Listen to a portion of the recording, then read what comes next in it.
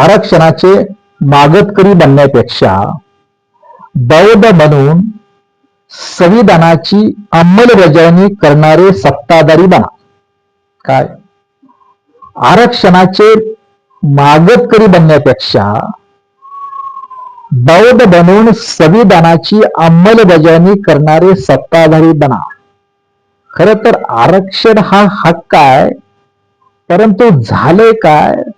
आरक्षणाचे लाभार्थी असणारे SC, ST आणि ओबीसी, आंबेडकर चळवळीचा हा भाग आरक्षणाचे लाभार्थी असणारे एससी, एसटी आणि ओबीसी, त्याच्यात मात्र काढा.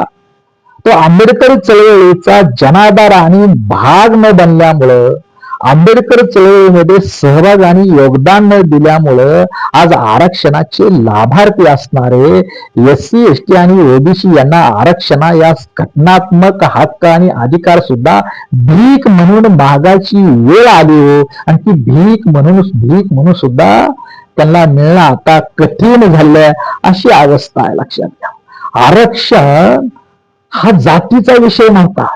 आरक्षणाला हा जाती अंताचा विचार, लढा आणि चळवळ आहे, हे समजून घ्या. आरक्षण म्हणजे नक्की काय?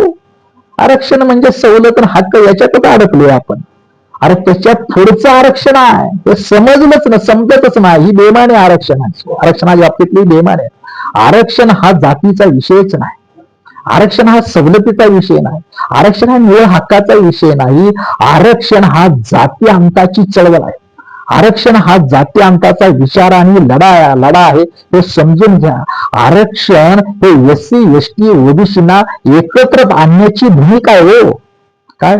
आरक्षण एससी, एसटी आणि ओबीसी यांना एकसंग करणारी, एकत्रित करण्याची भूमिका म्हणजे आरक्षण आहे, हे समजून घ्या. परंतु आज आरक्षणाच्याच नावाखाली एससी, एसटी आणि ओबीसी मध्ये जातीवाद वाढवत आहे. आरक्षणाच्या नावाखाली जातीत भांडणं लावण्याचं ब्राह्मणे आणि मनोवादी कारस्थानाला आज समाज बळी पडत आहे. जसं आज आरक्षणाच्या उपवर्गीकरणाच्या नावाखाली बौद्ध आणि मातंग समाजामध्ये जो भांडणं लागलेले आहेत, हे RSS आणि भाजपच्या आणि ब्राह्मणवादी षडयंत्राला काय मातंग समाजातील काय आडाणचोट आणि दलाल लोक बळी पडलेले आहेत. अरे आरक्षण हे एससीला एकत्र करण्याचा मुद्दा आहे. नुसतं एससीलाच नाही, एससी, एसटी आणि ओबीसीला एकसंघ बनवण्याची भूमिका म्हणजे आरक्षण आहे.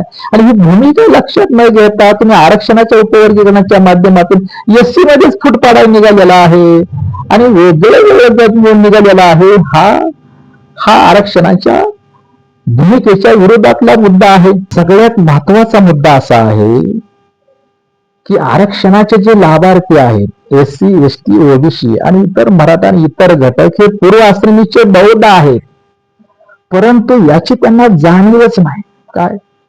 एससी, एसटी आणि ओबीसी हा बहुजन समाज, हा आरक्षणाचा लाभार्थी, हा पूर्व आश्रमीची बौद्ध आहे, याची जाणीव करून देण्याचं तत्वज्ञान म्हणजे आरक्षण आहे. लक्षात घ्या, आरक्षण ही काय मागायची गोष्ट हक्क नाही. आरक्षण, तुम्ही मूळचे बौद्ध आहात, यासाठी तुम्ही आरक्षणाच्या तुमचा जातीचा वर्ग करून तुम्हाला आरक्षण दिलं हो. एससी, एसटी, ओबीसी न हा मूळचा बौद्ध धर्म, याची त्यांना जाणीव होणं.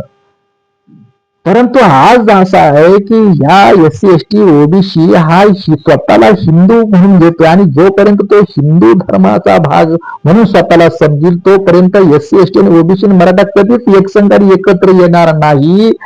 जरी जातीचा वर्ग करून एससी, एसटी आणि ओबीसी यांना आरक्षण दिलं तरी आरक्षण आहे, तरी सुद्धा हा आपल्या हक्कासाठी सुद्धा हा एकत्र आला नाही, येऊ शकत नाही.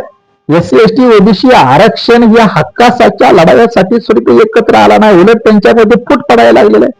कारण जोपर्यंत तो स्वतःला हिंदू म्हणून घेतोय तोपर्यंत जाती व्यवस्था असणार आहे, आणि जोपर्यंत जात आणि जाती व्यवस्था आहे तोपर्यंत एससी, एसटी, ओबीसी हा आरक्षणाचा लाभधारक असणारा घटक, हा लाभधारक असणारा समाज हा कधीच एकत्र येणार नाही.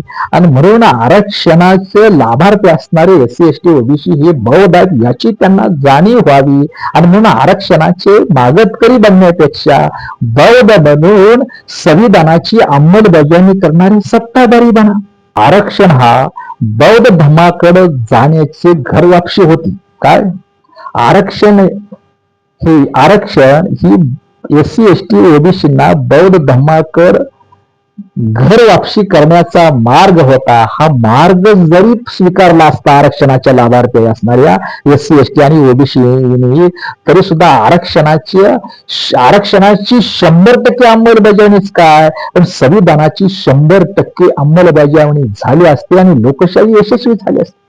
भारतीय संविधानानुसार लोकशाही यशस्वी करायच्या असतील तर आरक्षणाचे लाभार्थी असणारे एससी एसटी आणि ओबीसी आणि इतर मराठा इतर बहुजन समाज हा पूर्व पुन्हा एकदा बौद्ध धर्मीय होणं आणि करणं गरजेचं आहे. ज्या पद्धतीने मी म्हणतो ना, संविधानाचे यशस्वी मूल्य यशस्वी करायचे असेल, लोकशाही यशस्वी करायची असेल तर भारत हा पुन्हा बौद्ध धर्मीय होणं गरजेचं आहे. याचाच अर्थ भारताच्या संविधानाच्या नुसार 100% आरक्षणाची अंमलबजावणी करायची असेल आणि त्याच पद्धतीनं लोकशाही यशस्वी करायची असेल तर एससी एसटी ओबीसी आणि इतर मराठा इतर बहुजन समाज हा पुन्हा बौद्ध धर्मीय होणं ही काळाची गरज आहे. आणि राजा बी आपण आणि प्रजा बी आपणच. प्रजा बी आपलीच आणि राजा बी आपलाच. राजा आपला आणि प्रजा बी आपला. आणि यासाठीच आरक्षणाची मागतकरी कशाला बनता. आरक्षणाचे मागतकरी बनण्यापेक्षा पुन्हा बौद्ध धर्मी बनवून संविधानाची अंमलबजावणी करणारे सत्ताधारी बना.